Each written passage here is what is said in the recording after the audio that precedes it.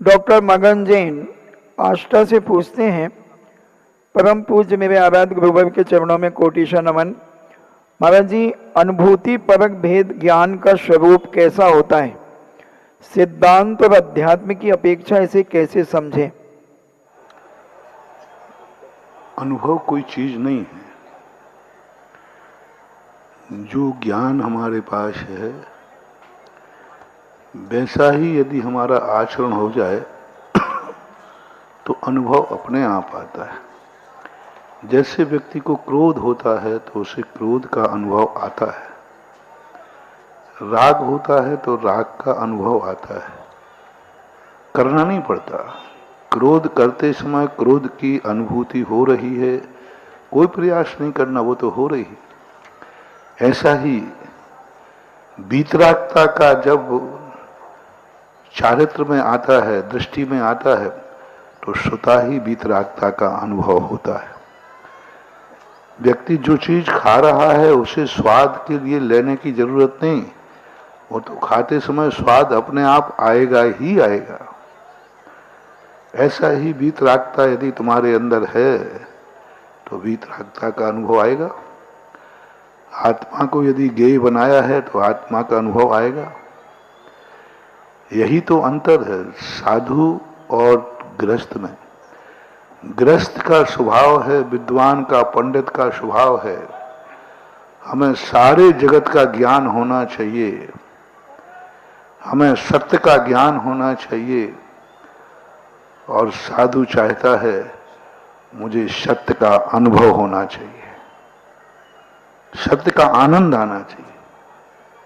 गृहस्थ चाहता है कि हमें आनंद मानंद तो नहीं चाहिए, हमें तो सारा ज्ञान होना चाहिए। महाराज की चर्या कैसी होना चाहिए, श्रावक की चर्या कैसी होना चाहिए, भगवान का स्वरूप कैसा होना चाहिए, बस ये सब जानना चाहता है।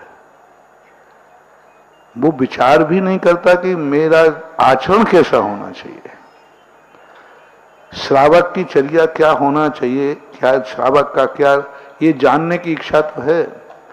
उतना भाव वो कर ले कि श्रावक का आचरण कैसा होना चाहिए।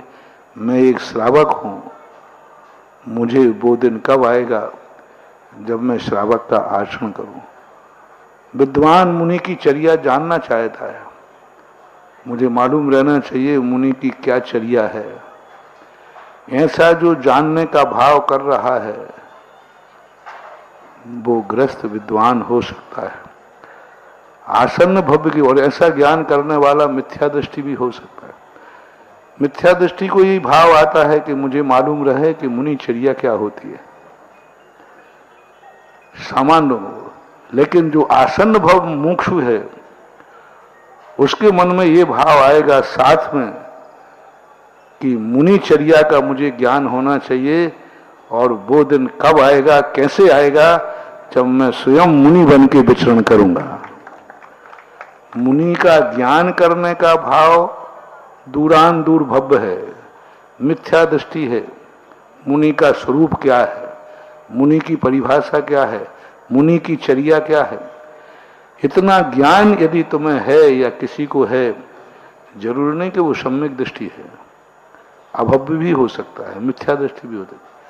लेकिन यदि तुम्हें ये भाव आ रहा है कि मैं जैसा मुझे ज्ञान है मैं इसलिए ज्ञान प्राप्त कर रहा हूं क्योंकि मुझे भी मुनि बनना है, बस ज्यादा अंतर नहीं है।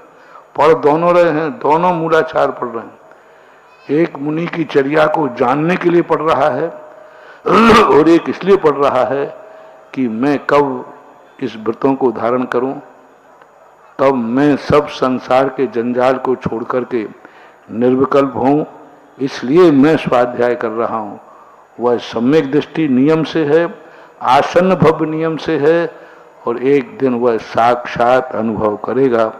नानस्य फलम उपेक्षा, पूज्यवर कुंद कुंद स्वामी का ये बहुत बड़ा सूत्र है। ज्ञान, ज्ञान का फल, ज्ञान में आत्मा की अनुभूति नहीं है। नानस्य फलम उपेक्षा, ज्ञान का फल जो उपेक्षा है वह उपेक्षा ही अनुभूति है, ऐसा मानना चाहिए।